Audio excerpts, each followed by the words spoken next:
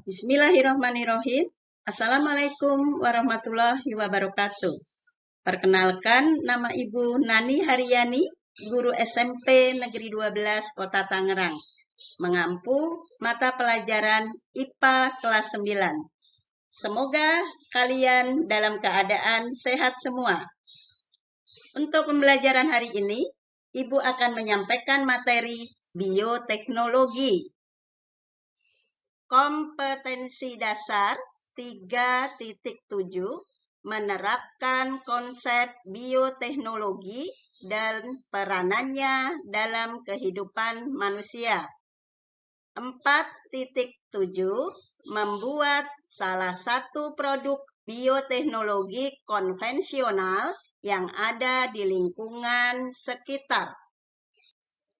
Anak-anak, perhatikan peta konsep materi bioteknologi berikut ini. Bioteknologi dibagi menjadi dua. Yang pertama, bioteknologi konvensional dengan cara fermentasi. Contohnya adalah pembuatan tempe, kecap, yogurt, nata de coco. Yang kedua, bioteknologi modern. Mana bioteknologi modern? Ini ada 3. Tumbuhan, contohnya adalah kultur jaringan, tanaman transgenik. Pada hewan, contohnya inseminasi buatan, hibridisasi, rekayasa genetika. Yang ketiga, manusia, contohnya adalah USG dan bayi tabung. Pengertian bioteknologi, bio artinya hidup, teknologi artinya metode ilmiah untuk mencapai tujuan praktis. Jadi, bioteknologi bisa diartikan cabang biologi yang mempelajari pemanfaatan makhluk hidup untuk menghasilkan suatu produk yang bermanfaat bagi manusia. Atau bioteknologi adalah ilmu penerapan tentang prinsip-prinsip dengan menggunakan organisme dalam menghasilkan suatu produk atau jasa yang menguntungkan manusia. Bisa juga bioteknologi diartikan penerapan prinsip-prinsip dari ilmu dan teknologi untuk memproses materi melalui agen biologi agar dapat meningkatkan nilai tambah. Sekarang perhatikan pengertian tentang bioteknologi konvensional dan modern. Yang pertama, bioteknologi konvensional atau bisa juga disebut bioteknologi tradisional. Artinya, bioteknologi yang menggunakan mikroorganisme, jamur dan bakteri yang menguntungkan sebagai alat untuk menghasilkan produk dan jasa yang bermanfaat bagi manusia. Sedangkan bioteknologi modern artinya bioteknologi yang menggunakan rekayasa genetika untuk menghasilkan produk dan jasa yang bermanfaat bagi manusia. Di mana rekayasa genetika ini artinya adalah kegiatan manipulasi gen untuk mendapatkan produk baru dengan cara menambahkan atau membuat DNA baru. Perhatikan anak-anak, ini contoh bioteknologi konvensional dengan cara fermentasi, di mana penggunaan mikroorganismenya itu bisa menggunakan dari jamur dan bakteri. Contoh, bahan bakunya adalah kedelai, menggunakan mikroorganismenya Rhizopus oligosporus, maka hasilnya adalah tempe. Atau kita lihat contoh lain di sini, ada gandum, bahan bakunya. Jamurnya disebut dengan Streptococcus lactis, hasilnya adalah roti. Nah, sekarang kita lihat yang menggunakan bakteri, contohnya adalah dari bahan baku air kelapa, menggunakannya Acetobacter pseudomonas, maka menghasilkan nata de coco. Untuk selanjutnya, ini nanti bisa kalian simak ya, bisa dibaca. Nah, ini gambar-gambar hasil fermentasi bioteknologi konvensional. Ada gambar tape, ini sudah jadi. Ada gambar yogurt, ada keju, ada tempe. Sekarang Ibu lanjutkan tentang bioteknologi konvensional di bidang pertanian atau budidaya tanaman. Di mana tujuannya ini adalah untuk meningkatkan hasil pertanian. Contohnya, hidroponik. Apa itu hidroponik? Hidroponik adalah bercocok tanam tanpa menggunakan tanah sebagai media tumbuhnya. Tapi di sini menggunakan unsur hara yang diperoleh dari campuran pupuk organik yang dilarutkan dengan air. Di mana dalam pembuatan tanaman bercocok tanam hidroponik ini ada beberapa keuntungan.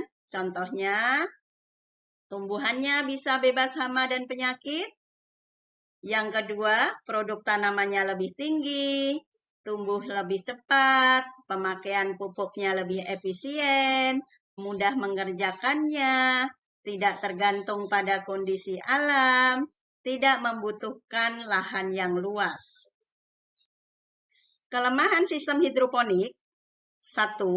Bila cara yang dipakai tidak tepat, misalkan kelebihan pupuk, maka akar tanaman dapat membusuk. 2. Bila komposisi unsur hara yang diberikan tidak tepat, mungkin saja menghasilkan tanaman yang kurang sehat. Nah, itu untuk kelebihan dan kelemahan sistem hidroponik. Yang kedua adalah aeroponik. Apa itu aeroponik? Bertanam tidak menggunakan media. Akar tanaman diletakkan menggantung dalam suatu wadah yang dijaga kelembabannya dari air yang berasal dari pompa sehingga timbul uap air. Zat makanan sistem aeroponik berupa larutan nutrien yang disemprotkan ke bagian akar tanaman. Sistem aeroponik memiliki kelebihan dibandingkan sistem hidroponik karena akar tanaman aeroponik yang menggantung lebih banyak menyerap oksigen untuk meningkatkan metabolisme dan kecepatan pertumbuhan tanaman. Perhatikan anak-anak, ini contoh cara bertanam hidroponik, yaitu tidak menggunakan media tanah. Yaitu dengan menggunakan peralon atau pipa-pipa peralon ya. Ini bisa dilakukan atau dipraktekkan di rumah maupun di sekolah. Dan ini contoh bertanam dengan aeroponik, yaitu yang akar dibiarkan menggelantung ya atau bergelantungan pada wadahnya. Ini pun sama, bisa kalian lakukan di rumah, bisa dipraktekkan di rumah, ataupun di sekolah, terutama untuk tanaman-tanaman sayur. Selanjutnya, bioteknologi modern. Di mana bioteknologi modern, tadi pengertiannya adalah bioteknologi yang menggunakan rekayasa genetika untuk mendapatkan produk atau hasil yang menguntungkan manusia. Nah, sekarang kita lihat bioteknologi modern pada reproduksi tumbuhan. Yang pertama, kultur jaringan.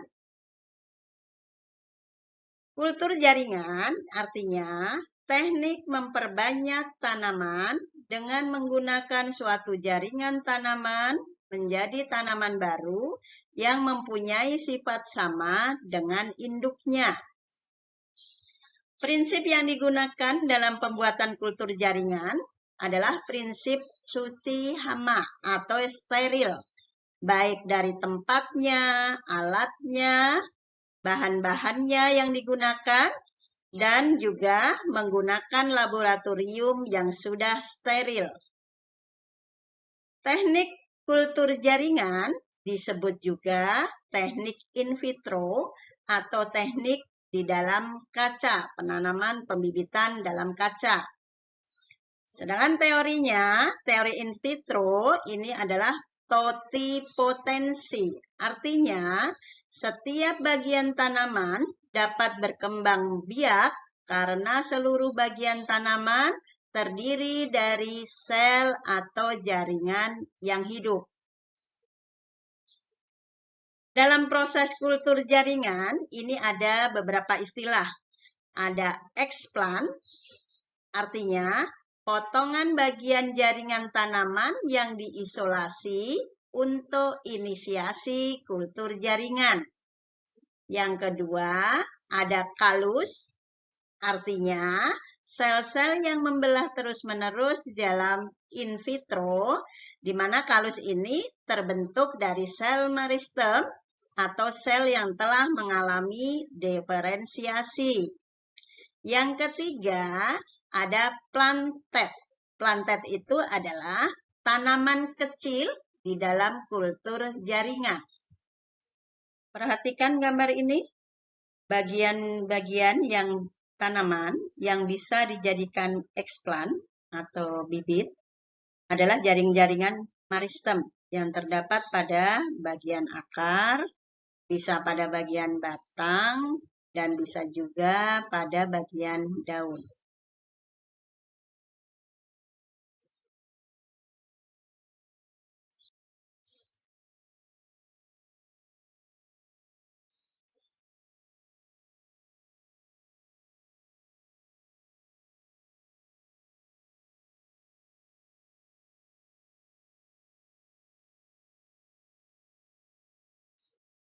Anak-anak, perhatikan, ini tahapan-tahapan dalam pembuatan kultur jaringan. Yang pertama, inisiasi explant. Yang kedua, sterilisasi explant. Yang ketiga, multiplikasi atau pembuatan media. Yang keempat, pengakaran. Yang kelima, pemeliharaan.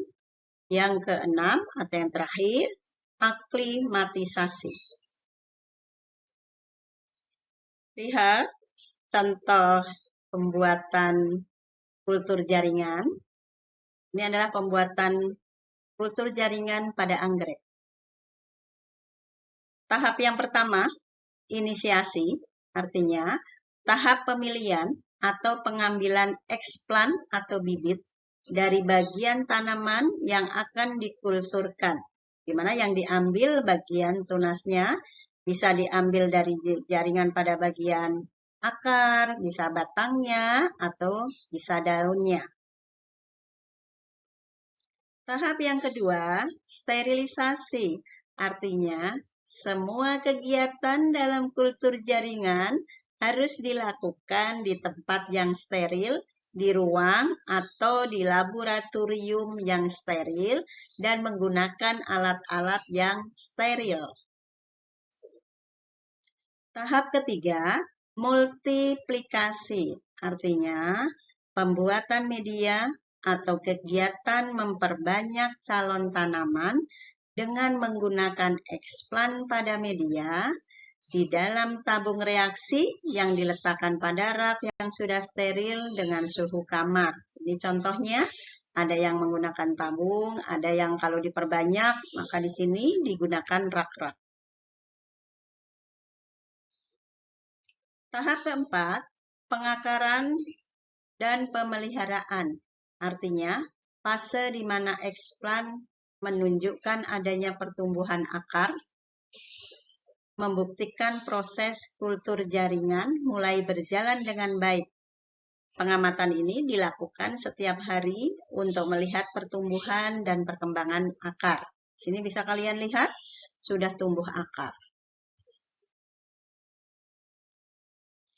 Tahap kelima, aklimatisasi, artinya kegiatan memindahkan explant keluar dari ruang aseptik ke bedeng yang dilakukan secara hati-hati dan bertahap. Ini contoh dari hasil kultur jaringan yang disebut dengan plantet atau tanaman kecil yang sudah siap dipisah-pisahkan pada pot-pot kecil.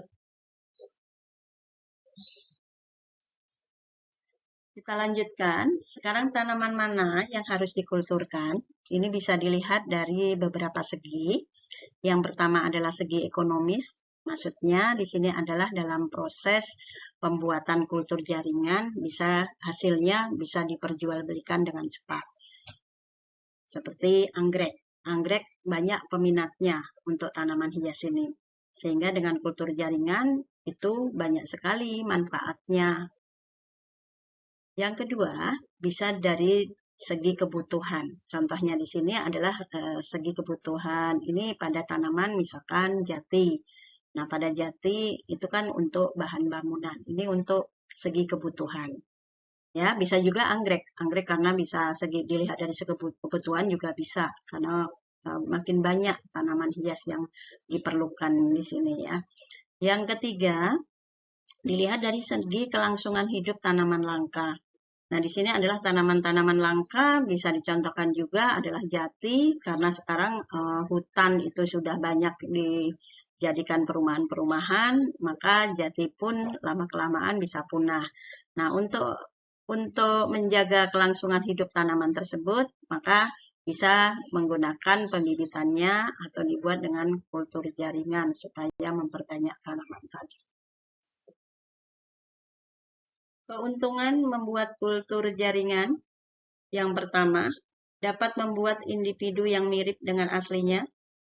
Yang kedua, dapat menghasilkan individu dalam jumlah yang besar dalam waktu yang relatif singkat. Yang ketiga, dapat digunakan untuk seleksi individu unggul. Yang ketiga, pelestarian individu yang memiliki sifat tertentu. Kelima, pengadaan bibit tidak tergantung musim. 6. Dalam proses pembibitan, bebas dari gangguan hama dan daerah lingkungan lainnya. 7. Bibit dapat diproduksi dalam jumlah banyak dengan waktu yang relatif cepat. 8. Bibit yang dihasilkan bebas dari penyakit. 9. Biaya pengangkutan bibit relatif lebih murah dan mudah. 10. Seleksi plasma nutfah. 11. Memperbaiki genetika tanaman.